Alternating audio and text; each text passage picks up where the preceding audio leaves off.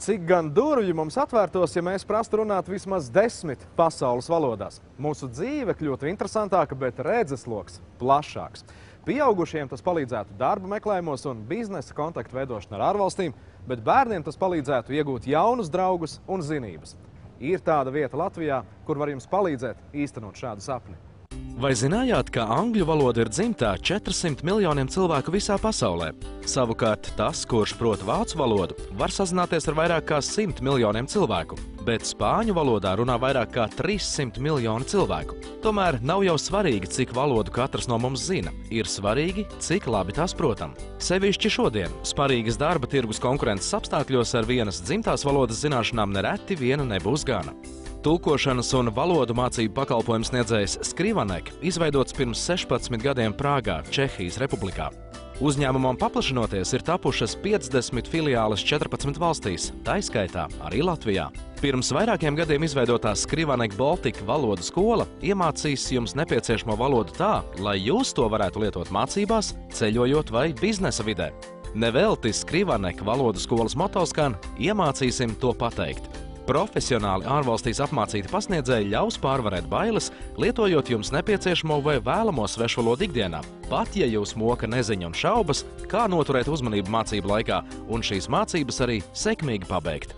Bieži vien cilvēki zvanam un uzdod arī tādu pašu jautājumu. Un aiz šā jautājuma var just tādas nelielas bailes un kompleksus varbūt no iepriekšējās mācību pieredzes, kad tagad viņiem liks mācīties gramatiku un kaltu vārdiņus un pagātnes formas, ja, un tādas, teiksim, sausas detaļas. Pasaule un līdz ar to mācību procesi ir strauji attīstījušies. Skrivanek potenciālajiem valodu apguves audzēkņiem tiek izskaidrotas mācību metodes, līdz ar to iedrošinot klientu uzsākt valodas apguvi. Tad, kad šie cilvēki atnāk uz pirmo šajā gadījumā, viņu gadījumā izmēģinājuma reizi, tad vienmēr ir prieks, kad viņi iznāk no nodarbības ārā apmierināti, priecīgi un pilnīgi sagrautiem stereotipiem par to sauso un teorētisko mācīšanos. Valodu skolā raugās uz to, lai pasniedzēji strādātu ar interaktīvām metodēm. Atšķirot vispārīgo no lietišķās valodas, audzēkņi intelektuālo bagāžu jeb valodu apgūsta nelielās grupās un tiek sagatavoti reālām dzīves situācijām. Mācību laikā tiek gan pāros, gan grupās izspēlētas un simulētas dažādas ikdienišķas ainas no mājas, darba vai brīvā laika vides, to papildinot ar prezentācijām un pareizas gramatikas metodēm. Padziļinātākais svešvalodas apguvēja mācības grupā var aizstāt ar individuālajām nodarbībām, jeb viens pret vienu ar pasniedzēju. Tāpat arī Skrivanek valodu skolas pasniedzēji mācības organizē uzņēmuma korporatīvajā vidē pie klientiem. Aizņemtākajiem piemērotāka būs tālmācības metode, kas nozīmē valodu apguvi ar mācību portālu palīdzību.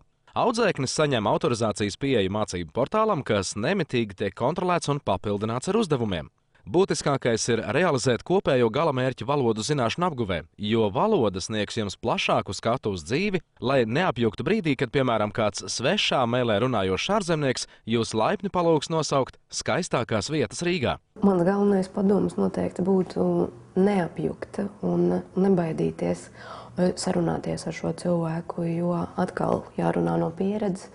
Kad cilvēki visbiežāk nerunā nevis tāpēc, ka viņi nezina, bet tāpēc, ka viņi baidās runāt.